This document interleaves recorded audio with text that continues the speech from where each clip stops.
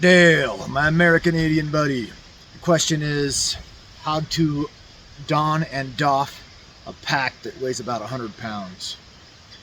My first recommendation is don't. It's a lot of weight.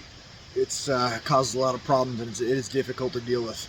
But I know you're going to do it anyway, so I'll try to cover that a bit in today's skills, tactics, techniques, examples, tips, tricks, and samples. So I'm going to start off with, even if your pack is not 100 pounds, a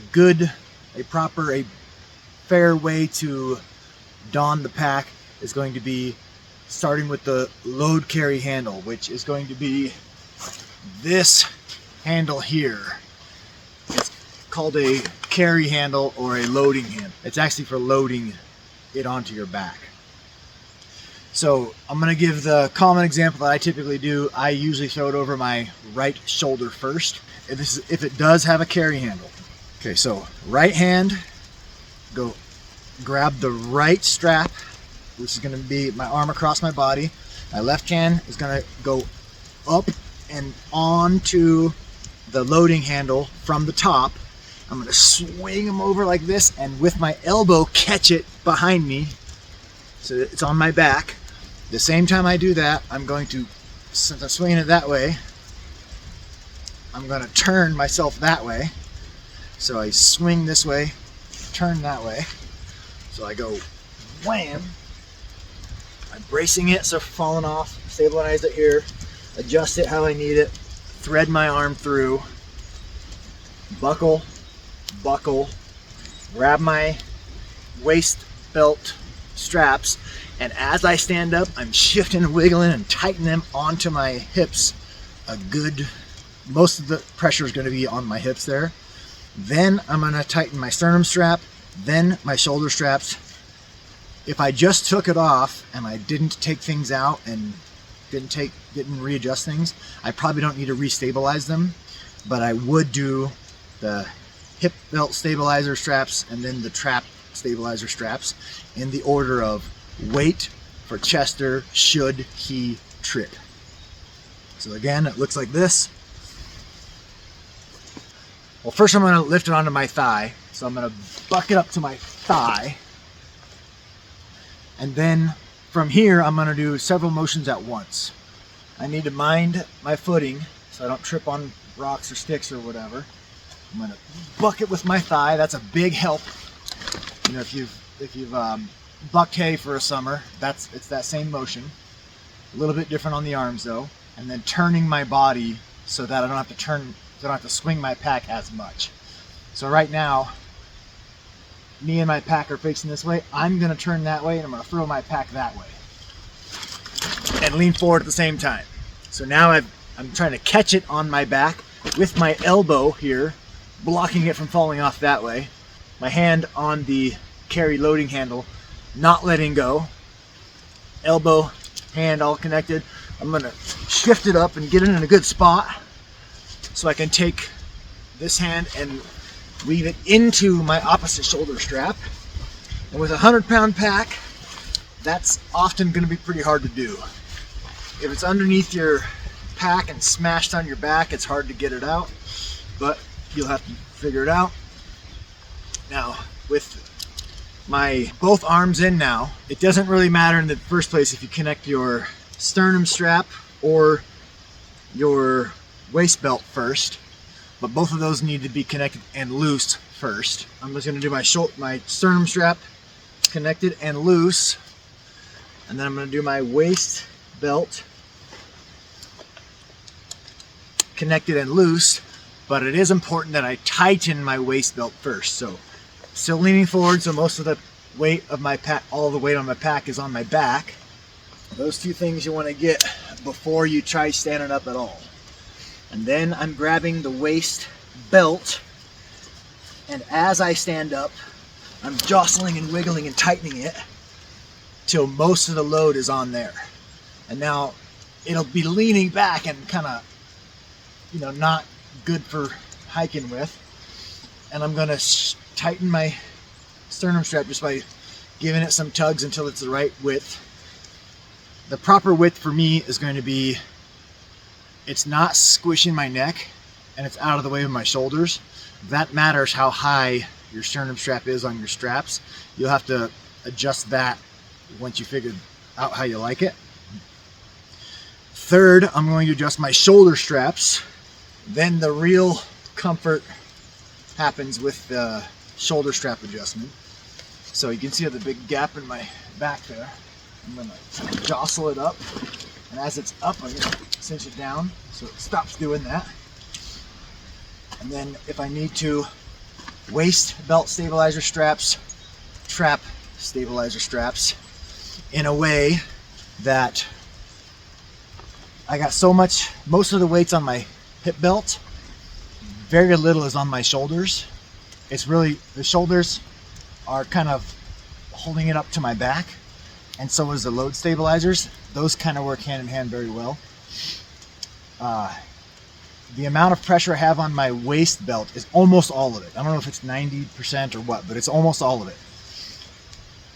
But it's in a way that if I arch my back and stick my butt out, it lifts all the weight off of my shoulder strap.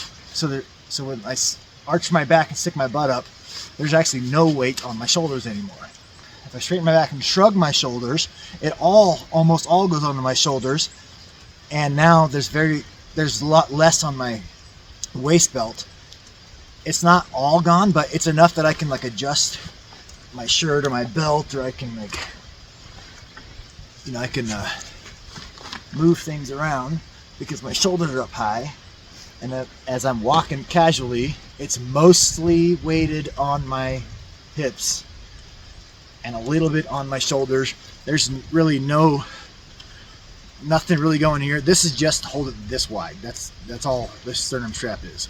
The load stabilizers keep it from wobbling. Fourth, if I have hip stabilizers, I'm going to adjust those. And fifth, if I have trap stabilizer, load stabilizer straps, I'm going to adjust those. This pack doesn't have them, but they would be on the top here, and you adjust them by pulling them forward, and that stops it from wiggling. Okay, the order of tightening the straps that I do, I use this little rhyme or riddle: wait for Chester should he trip. Waist, chest, shoulders, hips, traps. Wait for Chester should he trip. That's the order to tighten them. Okay, now to doff your pack, probably you're going to be tired. You're going to, if it's 100 pounds, it doesn't really matter if you carry it too far or not. It's going to be pretty exhausting.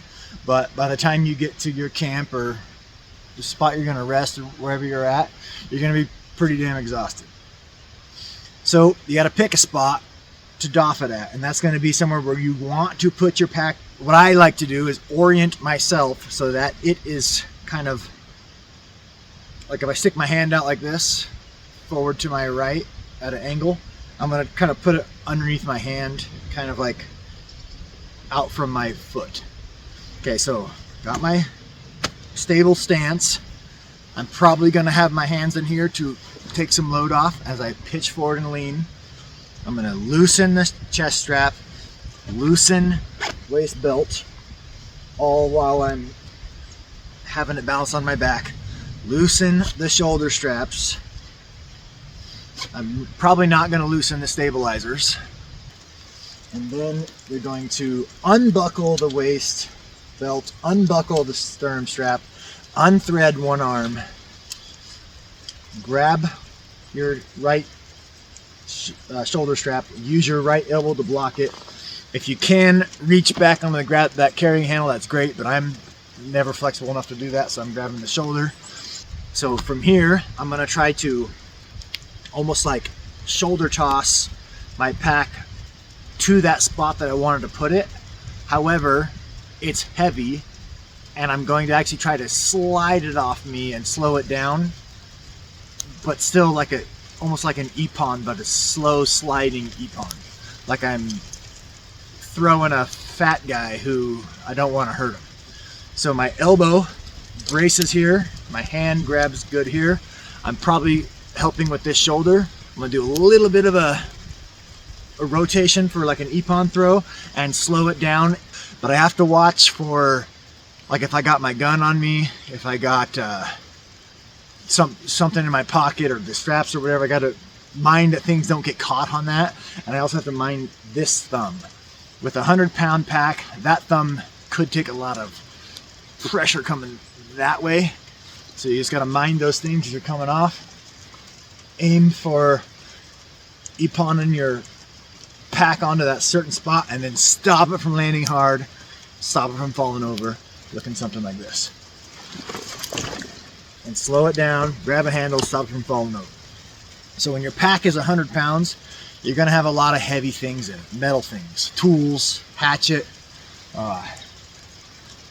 pots, pans, metal things that when they come crashing down and land on your buckle or land on your headlamp or land on your compass, you can break stuff. So you want to control the doffing of it and slow it down and control the impact and control it from falling over and rolling down a hill and giving you a bad day. You know, after carrying 100 pounds on your pack for so long, your back is going to be completely sweaty, your legs are going to be tired, your torso cavity is going to be like compressed and crushed, and it's going to be like, you're going to want to take some good breaths to open up your torso cavity again. You're going to want to walk around and get recalibrated to feeling like you're, you know, not carrying 100 pounds anymore. And then if you're going to get into your pack, you might need to loosen your stabilizing straps. And then you get into your pack and you whatever, you drink some water out of it, you eat some food, whatever you do.